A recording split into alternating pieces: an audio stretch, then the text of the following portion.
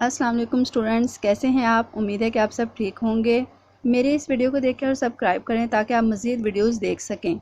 आज हम सबक आराम व सुकून का ख़ुलासा पढ़ेंगे। सबक आराम व सुकून का ख़ुलासा याद करने से पहले आपने इन नुकात को ज़रूर देख लेना है जो कि मैं आपके सामने डिक्टेट कर रही हूँ, ताकि आप ख़ुलासा अच्छे तरीके से याद कर सकें। आप इन नुकात को मद्देनज़र रखते हुए ख़ुलासे को कम से कम 2 पैराग्राफ में लिखना है। नंबर 1 है बेगम साहबा का डॉक्टर को बुलाना। सेकंड है डॉक्टर का मशवरा देना। थर्ड है बेगम का बिला वजह शोर व गुल करना। फोर्थ है बच्चे का खिलौने से खेलना। फिफ्थ है सक्का का बेवक्त पानी लाना। सेवन्थ है सहेली का फ़ोन आना। एट है पड़ोसन के साहबजादे का हारमोनियम बजाना। नाइन्थ है फ़कीर के सदा और मियाँ का दफ्तर जाना। ये सारे पॉइंट्स आपके ख़ुलासे में डिस्कस होने चाहिए ताकि आपका ख़ुलासा पूरे सबक की वजाहत कर रहा हो। ठीक है। इसके अलावा आपने ख़ुलासा लिखते हुए चंद मैं सेंटेंसेस डिक्टेट कर रही हूँ जिसको आपने ख़ुलासे में मार्कर के साथ लिखना है। नंबर 1 है फर्स्ट पैराग्राफ में है परेशानी की कोई बात नहीं। सेकंड है आप इन्हें समझाएं कि इनके लिए आराम कितना ज़रूरी है। नेक्स्ट है मुझे सुकून की ज़रूरत है। नेक्स्ट है मियाँ बेचैन होकर कराहते हैं। और लास्ट में है हाय तौबा। जिस तरह ये इन वावैन में यानी इन्वर्टेड कॉमास में राइट किया हुआ है ऐसे ही आपने लिखना है। नेक्स्ट हमारी एक्सरसाइज है।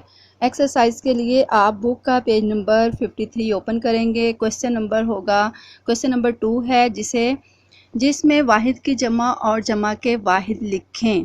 नंबर 1 है मैं डिक्टेट कर रही हूँ। इसका वाहिद भी और जमा भी। वाहिद है वक्त, औकात, ज़रूरत, ज़रूरियात, हदायत, हदायात, गज़ा, अग़ज़िया, तबीयत, तबाए, हमसाए, हमसाया। मदरज़ेल के मुज़क्कर और मुअन्नस लिखें। बेगम, साहब, बीवी, मियाँ, फ़कीर, फ़कीरनी, मुलाजिम, मुलाजमा, बच्चा, बच्ची। नेक्स्ट क्वेश्चन है मदरजे जुमलों को दुरुस्त करके लिखिए। ये जुमले आपने गलत वाले यहीं से देखने हैं। इसमें से जो इसकी इस्लाह है उसे मैं यानी कि दुरुस्त जुमले बोल रही हूँ। पहला जुमला है अलिफ मेरे अब्बू दफ्तर से लौट आए हैं। ये दुरुस्त जुमला है। दूसरा इसका आंसर है डॉक्टर ने मरीज़ को दवा दी।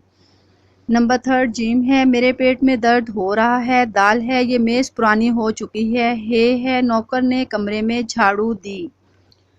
नेक्स्ट क्वेश्चन है गलत और दुरुस्त बयानात की निशानदेही सही के निशान से करें। नंबर 1 है इंसान को बहुत ज़्यादा फ़िक्रमंद नहीं रहना चाहिए। इसका आंसर है ये जुमला दुरुस्त है। नंबर 2 है शोर व गुल का मरीज़ पर कोई असर नहीं होता। क्या ऐसा ही है कि शोर व गुल का मरीज़ पर कोई असर नहीं होता? नहीं, ये बात गलत है क्योंकि शोर व गुल का मरीज़ पर बहुत ज़्यादा मरीज़ के असाब पर बहुत ज़्यादा बुरे असरात मुरतब होते हैं। नंबर नेक्स्ट है जीम थोड़ा सा वक्त आराम के लिए ज़रूर निकालना चाहिए। इसकी वजाहत इस चीज़ से भी हो जाती है कि अल्लाह ताला ने दिन रात बनाए हैं, दिन काम के लिए और रात आराम के लिए। अगर आराम ज़रूरी ना होता तो ये चीज़ें ना होती।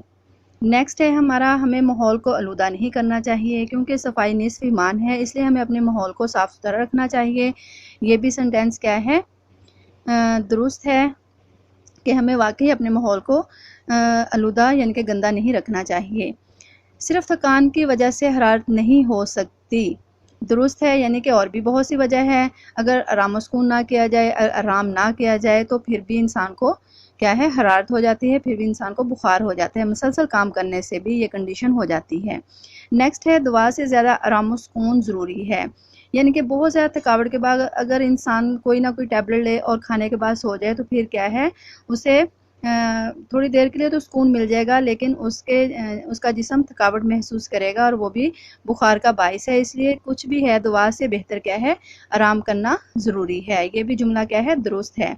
बगैर आराम किए मेहनत करते चले जाने से सेहत ख़राब हो जाती है।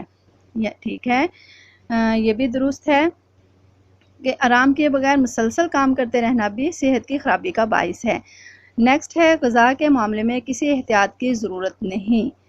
ऐसा नहीं है। ग़िज़ा खाने के लिए एहतियात बहुत ज़रूरी है। कोई भी ऐसी चीज़ जो कि हम मुसलसल खा लें या बहुत ज़्यादा वाफिर मिक़दार में खा लें तो वो भी तबीयत पर बुरे असरात डालती है।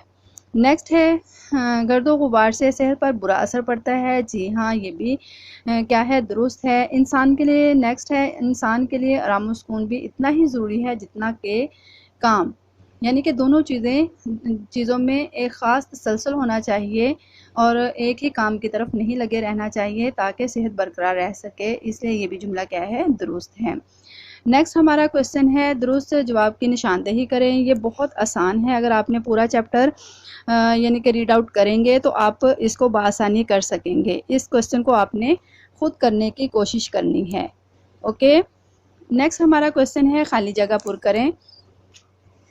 क्वेश्चन नंबर 8 है, इसका अलिफ है, तरद्दुद की कोई बात नहीं, यानी कि परेशानी की कोई बात नहीं। मैंने बहुत अच्छी तरह क्या कर लिया है, मुआयना कर लिया है। इस खाली जगह में क्या आएगा, मुआयना।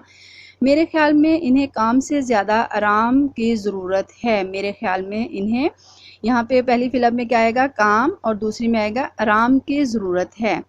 नेक्स्ट है, इतना काम ना किया करो, डैश से हाथ धो बैठो। नसीबे दुश्मनाना से, दुश्मनाना से, नसीबे दुश्मनाना से हाथ धो बैठोगे। यहाँ पे ये आएगा नसीबे दुश्मनाना। नेक्स्ट है, जी नहीं दवा की डैश ज़रूरत नहीं, मुतलिक, यानी कि हरगिज़ ज़रूरत नहीं। इसमें लफ्ज़ क्या आएगा, मुतलिक। अगर हम हरगिज़ लिखेंगे तो ये जुमला ठीक नहीं होगा, क्योंकि हमने जो फिलअप को कंप्लीट करना होता है, यानी कि जिस जुमले को हमने मुकम्मल करना होता है उसको सबक की मुताबिकत से करना होता है। सबक में जो अल्फाज इस्तेमाल हुए होते हैं उसी को लिखना होता है। इसका मायने नहीं लिखना, इसका मुतलिक ही लिखना है। नेक्स्ट है, मरीज़ के कमरे में शोर नहीं होना चाहिए। इसमें लफ्ज़ शोर जो है वो इसकी फिलअप है। नेक्स्ट है, खामोशी असाब को एक तरह की डैश बख्शती है, मतलब तकवीयत बख्शती है। अल्लाह जाने ये कौन क्या है, नामुराद है। अल्लाह जाने ये कौन नामुराद है, मेरी चीज़ों को उल्ट पुल्ट करता है, यानी कि इसकी तरतीब ख़राब कर देता है। नेक्स्ट है, सक्का को, खाली जगह में आएगा सक्का। सक्का को इतना ख्याल भी नहीं आता, घर में कोई बीमार पड़ा है। नेक्स्ट है, मैं नामुराद को 20 मरतबा, मैं नामुराद आएगा, फिर को के बाद 20 मरतबा कहला चुकी हूँ कि सुबह सवेरे हो जाया करे। लल्लू ने कसम खा रखी है कि कभी कोई चीज़ ठिकाने पर ना रहने देगा। पहले में आएगा लल्लू और फिर नेक्स्ट में आएगा ठिकाने। नेक्स्ट है, लल्लू को सर खुजाने की फुर्सत नहीं मिलती, लल्लू, इसमें फिलअप में आएगा। नेक्स्ट है, साहबजादे ने नगमा सराई की, खाली जगह में क्या आएगा, नगमा सराई। नाफरमाई तो दुनिया किसी बहुत बड़ी नेमत से महरूम ना हो जाए। सरगर्मी नंबर 2 है, जिसमें डॉक्टर और मरीज़ के दरमियान मुकालमा तहरीर करे। क्वेश्चन लिखा हुआ है, इसको हम ऑलरेडी पहले कर भी चुके हैं, लेकिन फिर भी इसको एक दफ़ा आपने दोबारा इस लिहाज से देखना है कि जो हम सबक पढ़ रहे हैं वो भी एक मुकालमा है उसमें, और इसमें भी क्या है, मरीज़ और डॉक्टर की ही ज़्यादा बात हो रही है, तो इसमें आपने वहाँ से सेंटेंस लेते हुए इसको आप अपना मुकालमा मज़ीद बड़ा कर सकते हैं। इसको मुकालमा लिखने के लिए चंद असूल हैं जो कि मैं दोबारा से डिक्टेट कर रही हूँ। मुकालमा खुशखत तहरीर किया जाए और मुकालमे में किरदारों की गुफ्तगू फितरी होनी चाहिए। मुकालमा मौजू के बिल्कुल मुताबिक होना चाहिए, उससे हटकर ना हो, यानी कि जिस मौजू पर आप बात कर रहे हैं वही हो। जैसे कि यहाँ पर हमारा मौजू है डॉक्टर और मरीज़, कहीं ऐसा ना हो कि आप डॉक्टर और मरीज़ से हट के कहीं दुकान पे पहुँचे हों। किरदार अपनी ज़हनी सतह, अपनी तबकाती एहसास, अपने इल्म मर्तबे के मुताबिक गुफ्तगू करते दिखाए जाएँ। बात से बात खुद ब खुद ही निकलती जाए, ताहम बातों को दोहराने की हरगिज़ ज़रूरत नहीं। मुकालमे में रमूज़ो क़ाफ़ की पाबंदी लाजमी है। मुकालमे कम अज़ कम 2 सफ़ात पर मुश्तमिल होने चाहिए और मुकालमे की जो एंडिंग करनी है वो अलविदाई अल्फाज यानी कि अस्सलाम वालेकुम, वालेकुम अस्सलाम से करते हुए इस मुकालमे को ख़त्म करना होता है। इसमें आपने मुकालमे की प्रैक्टिस करनी है और इसमें ख़ुलासा जो है वो आपने याद करना है। बेहतर है कि आप याद करके मुझे इसको सेंड भी कर सकती हैं व्हाट्सएप पे, ताकि मैं चेक कर लूँ कि आपने कैसे लिखा है। ओके। मिर्ज़ा इम्तियाज़ अली ताज का एक मुख्तसर और मज़ाहिया ड्रामा बेगम की बिल्ली, जो कि मुख्तसर मैं आपके सामने बयान कर रही हूँ। आपको अंदाज़ा होगा कि उनकी तहरीर कैसी थी।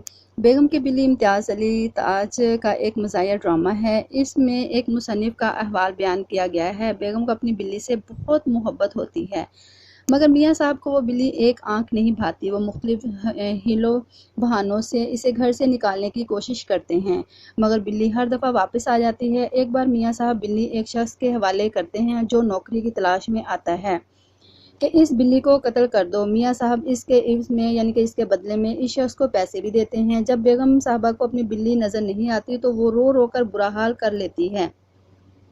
मियाँ साहब बेगम को कुछ पैसे देकर कहते हैं कि जाकर शॉपिंग कर लो। बेगम घर से निकलती है तो इसे वो शख्स नज़र आता है जिसको मियाँ ने बिल्ली के कत्ल का काम सौंपा होता है। बेगम शॉपिंग के पैसों से बिल्ली खरीद लेती है और इस शख्स को भी मुलाजिम रख लेती है। यूँ मियाँ का सारा मंसूबा खाक में मिल जाता है।